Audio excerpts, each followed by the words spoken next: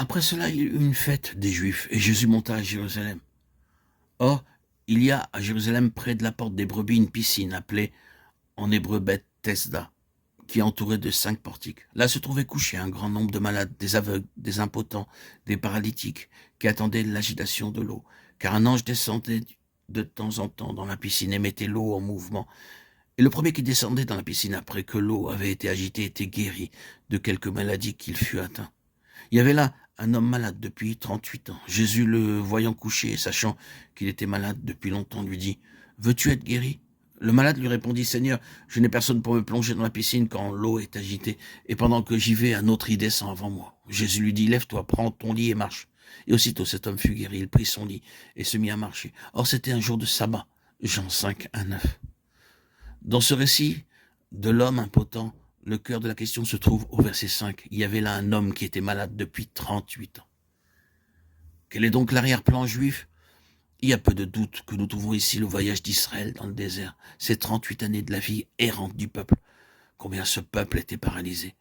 Il aurait pu faire ce voyage d'Égypte en 11 jours, mais il lui fallait 38 ans, et durant tout ce temps, les Israélites ne firent réellement aucun progrès. Ils étaient dans l'esclavage de leur propre vie personnelle. Ils étaient impotents, des paralytiques, impuissants, parce que leur vie personnelle les dominait. Il n'est pas nécessaire que je vous rappelle combien la vie de leurs moi les gouvernait dans le désert. Ils ne considéraient rien à la lumière des intérêts et de la satisfaction de Dieu. Ils regardaient tout à la lumière de leur propre intérêt. Tous leurs murmures et toute leur rébellion se manifestaient parce qu'ils n'avaient pas ce qu'ils désiraient. Ce n'était jamais ce que Dieu désirait qui les préoccupait. C'étaient des hommes simplement concentrés sur eux-mêmes. Leur vie du moi était leur lit. Et ils n'étaient que des paralytiques couchés sur ce lit. Ils n'étaient jamais capables de se lever pour avancer directement dans le dessein de Dieu. Oui, c'était là l'arrière-plan juif. Et Jésus donne une illustration de cet état en présence des Juifs eux-mêmes lorsqu'il relève cet homme sur ses pieds. Les membres du nouvel Israël sont des hommes qui ont été délivrés de tout intérêt personnel pour entrer dans les intérêts de Dieu qui ont été mis sur leurs pieds spirituels par Jésus-Christ et marchent dans la force sur le chemin du Seigneur. Ne pensons-nous pas qu'il est très significatif de voir que le premier miracle qui fut fait après le jour de la Pentecôte fut la guérison d'un homme impotent couché à la porte du temple de Jérusalem. Ce ne sont pas là simplement de jolis récits réunis pour faire de notre Bible un livre intéressant.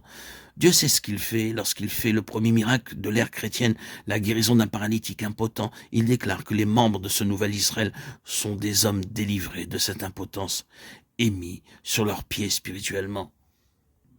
Il y a beaucoup de chrétiens paralysés. Ils ne peuvent pas marcher sur leurs propres pieds et les autres ne peuvent pas les relever. Si l'on essaie de les redresser, ils font 1 ou 2 pas et retombent de nouveau. Il y en a beaucoup qui sont dans cet état et l'on peut passer sa vie à essayer de les remettre sur leurs pieds. Qu'est-ce donc qui ronge en eux leur vie même ?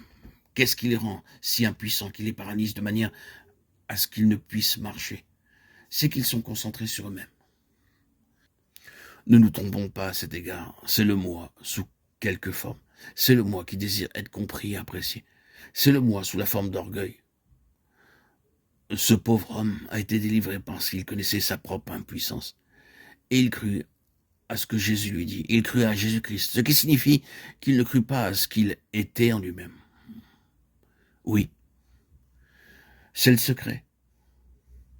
Se détourner de notre misérable moi et cesser d'être occupé de lui en déclarant une fois pour toutes « Je n'ai fini avec toi, moi, misérable. Je m'abandonne à Jésus-Christ. Je fais ce grand pas de consécration.